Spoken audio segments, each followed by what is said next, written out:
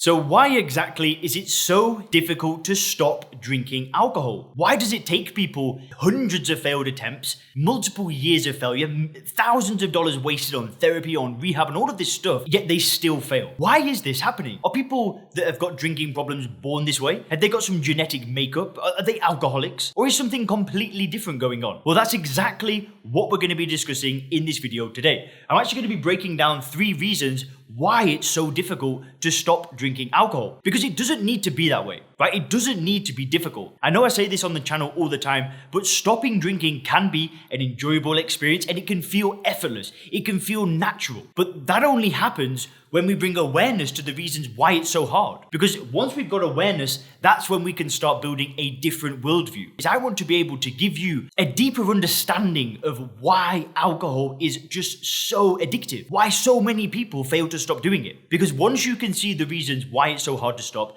that's when things are going to start clicking. That's when you're going to start seeing alcohol in that different frame of mind altogether. So you guys, I think you're going to absolutely love this video. Make sure to watch the whole thing. And very quickly, just before we get into the video, if you actually want my help stopping drinking without AA, willpower, rehab, therapy, that kind of stuff, and you want to go through the Sober Clear program where we use first principles thinking and we use coaching to build a life without alcohol, make sure to click the link in the description. If you stick around to the very end of the video, I'll give you a little bit more information about that. So why do most people think it's so difficult to stop drinking alcohol? So before I'd stopped drinking alcohol, just over 3 years ago, I had a 10-year battle, right? It was 10 years of trial and error, 10 years of fighting, 10 years of calling myself an alcoholic and all of this stuff. And it was in my early 20s that my mum, who has been to AA for 20 years, encouraged me to go to AA. She encouraged me to go to my first meeting. And, here I was led to believe that I was actually born this way. Like, this is why I can't control my drinking. I was born an alcoholic. I had a genetic makeup. And, I was told things like,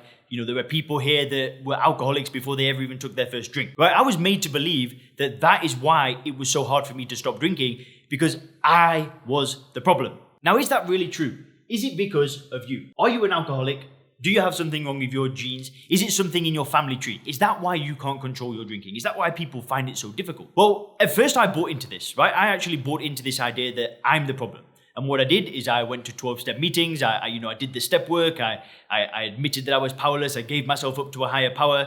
I did all of that stuff. I bought into the idea of being an alcoholic. I bought into the idea that I was born this way. I looked at my family tree. I saw my parents. I saw other members of my family tree that have also had alcohol problems. And then I just kind of said, okay, well, they've had a problem. They've had a problem. Therefore, I must have some different genes that are different to the normal person in the street. Therefore, I'm an alcoholic. Now, the problem with this is that if I'm an alcoholic, that is never going away, right? If I choose to hold on to this belief, if I have this belief system that I am an alcoholic, that ain't going away. And the only cure to being an alcoholic is to give yourself up to God, go to AA meetings for the rest of your life, right? So I did that for a short period of time. And what I really realized is that that's not for me. I don't want to go to meetings for the rest of my life. I also don't think that I'm an alcoholic, because I don't think anybody's an alcoholic, right? And we're going to get into that a bit further into the video, but alcohol is the only drug on the planet that you are the problem if you can't control it, right? Think of all the other addictive substances on the planet.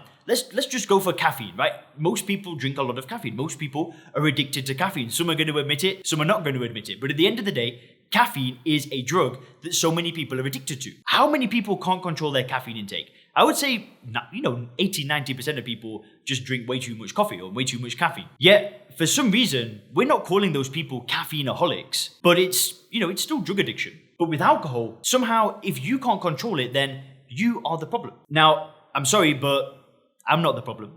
The drug is the problem. You are not the problem, right? The reason why you got addicted to the drug is because of these reasons that we're going to break down in a minute. So you've got to bear with me. That's why I'm kind of touching on this first. But what I realized is that I didn't need to go to meetings. I didn't need to give myself a label. I didn't need to give myself up to God. What I had to do was get this level of awareness. I had to start seeing alcohol in a different frame of mind. That was the most important thing. That was the most important step in my journey, was building this new paradigm where I just saw alcohol for what it was. And then once I did that, I didn't need to give myself up to God. I didn't need to use willpower. I didn't need to fight it and go to the past with a therapist. Not saying that stuff doesn't work. There's plenty of people that do that kind of stuff. Wasn't for me. But anyway, back to the video. So if we're not the problem, right? then why is it so difficult to stop? Because I'm not saying that just because you don't want to, if you don't call yourself an alcoholic, I'm not saying that now all of a sudden it's going to be easy for people to stop drinking. We need to go deeper. We need to actually see what the hell is going on here. Why is it still difficult? And that really starts with the nature of any drug. And I mean, literally any drug. So the nature of any drug is that you take one of those drugs, you have one dose, the dose wears off, and you want another. The dose wears off and you want another.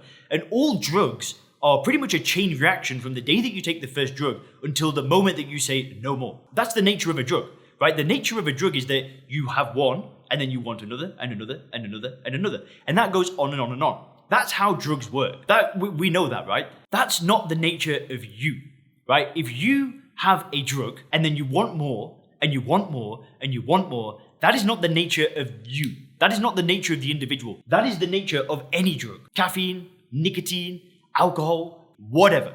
The nature of any drug is if you have one of it, you want more and more and more. And we've got to remember that alcohol is a drug. It's a poisonous substance, but it's also a highly addictive drug. That when you drink one of it, you are going to want to drink another and another and another, because that's the nature of the drug. But what specifically makes alcohol so addictive? So let's go a little bit deeper. Let's actually look at the nature of alcohol itself.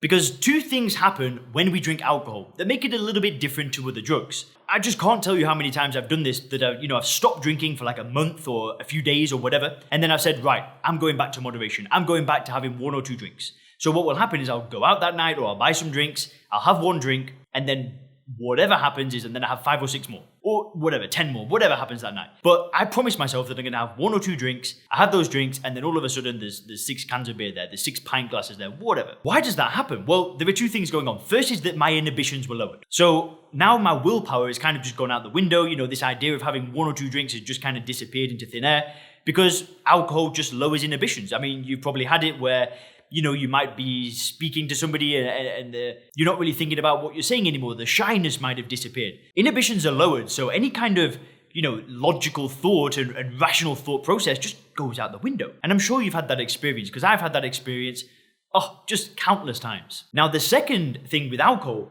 is that when we drink it, we get severely dehydrated. But because it's a liquid, we kind of get tricked. So we drink the alcoholic drink, we think that this is, refreshing us. Right? But then we drink the drink and then we actually want to drink more. Because what's happening is that we're getting more and more dehydrated. We're not refreshing our thirst. We're just getting more and more dehydrated. So we just want to drink more and more and more. So now we've got 2 very sinister things going on, because the act of drinking feels natural, feels healthy, feels normal. It's not like we've got some needle and we're kind of having to shoot up alcohol. No, we're just kind of drinking and it feels natural, it feels normal. It doesn't feel like we're taking a drug. But because inhibitions are lowered and because we're getting chronically dehydrated, everything goes out the window. We just want to drink and drink and drink and drink and drink. Now again, if that happens to you, is that really the nature of you?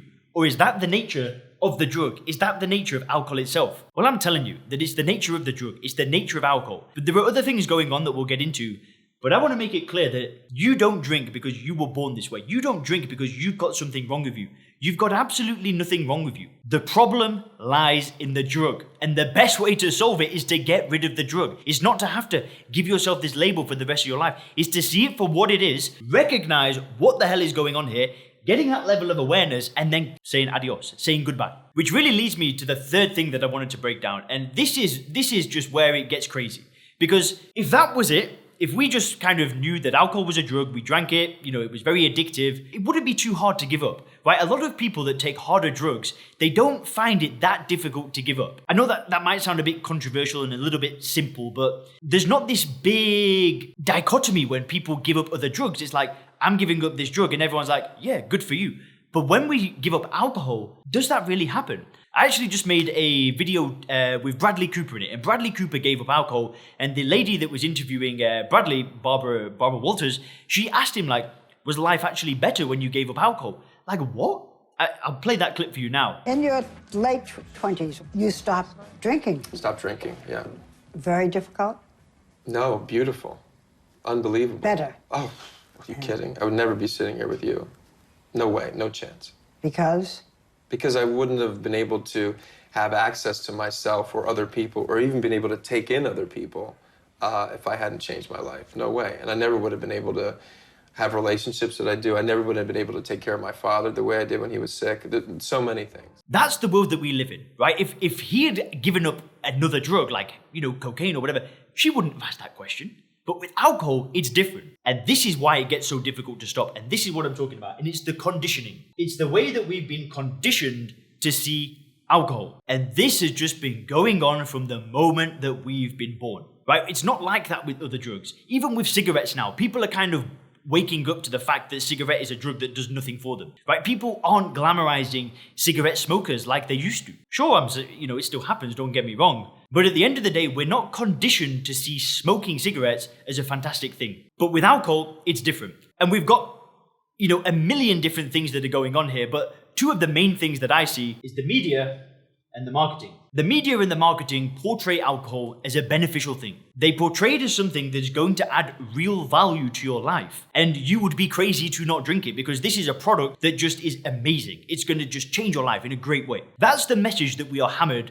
from birth. Be that on the news channels, be that in the advertisements, be that, reading like blog posts, whatever. Most of the time, people portray alcohol as a beneficial thing, something that will add real value to you, right? They don't portray it as ethanol. They don't portray it as a drug. They don't portray it as something that does nothing for you. They don't portray it as something that's going to cost you tens of thousands of dollars in healthcare, break relationships, destroy health.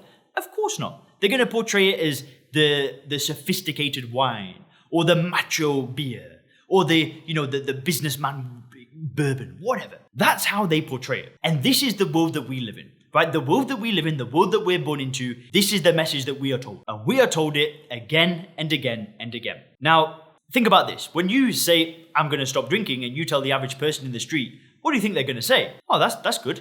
Yeah, some people will say that's good because some people are a little bit wiser. But so many people are going to look at you like, why would you want to do that? Like, why would you want to stop? They're almost going to look at you like you're a little bit weird, a little bit crazy. This is why. It's because we are conditioned. That is always the society that we live in. And that is why I talk about this awareness, right? You need to see this. You need to be aware of what's going on. When you see those adverts, when you see the people that are talking about alcohol, this great thing, you need to be able to rise above and see those individuals as almost crazy. Just change the word alcohol for crack, right? You're not going to look at them the same way. Or even change the word alcohol for bleach, right? Or this 5% bleach is great. You wouldn't think that they're normal. You'd think that they're a little bit crazy. And another key part of the conditioning are these normal drinkers out there, which are the people that will have one or two drinks here and there and everything's under control and nothing really gets out of hand. And they're going to tell you things like, why don't you just have one or two like me, right? For years, I wanted to be that normal drinker. For years, I wanted to be that person that just had one or two. Now, I have no desire to do that because I see alcohol for what it is. But these are the reasons why it's so difficult to stop drinking alcohol. There are so many inputs that are going into our mind, plus the addictive nature of alcohol itself, plus the addictive nature of the drug. And this is why it's so damn hard. But really, what we've got to remember is that alcohol does nothing for you. It does absolutely nothing whatsoever. It just does nothing for you. And when you're able to bring awareness to this kind of stuff and rise above it, that's when you can start to build a more realistic worldview. You can actually build a paradigm that's true, where you've not been brainwashed and conditioned to see it as a good thing. You just see it in its raw form. Like when I see alcohol now, I just see it like the same way that I look at bleach. Like, why on earth would I want to put that in my body? I have no desire to touch that stuff ever again, despite the fight that I've had for so long. But it all boils down to that level of awareness that I've developed. Because now if somebody was to kind of say, Leon, why don't you have one or two? Or Leon, why would you want to stop drinking? I'm going to be like, dude, what are you talking about? Why would you want to put that stuff in your body? Why would you want to do that? But like I said, it doesn't need to be difficult to stop drinking when you take the right approach. And if you want my help stopping drinking, click the link in the description. There'll be a video for you to watch that just explains the program and explains the method and explains how I help people. Then you can actually book a call with me and we can actually get on a phone call and we can see if the program may be a good idea for you to try. We're getting awesome results. I mean, if you click the link up here, it's going to take you to like a bunch of interviews with people that have done the program and come out the other end. I mean, there's people now that have been in the program for over a year and the results are just awesome. So click the link up here or click the link in the description to book that call. Hope you guys enjoyed this video. Have a great day.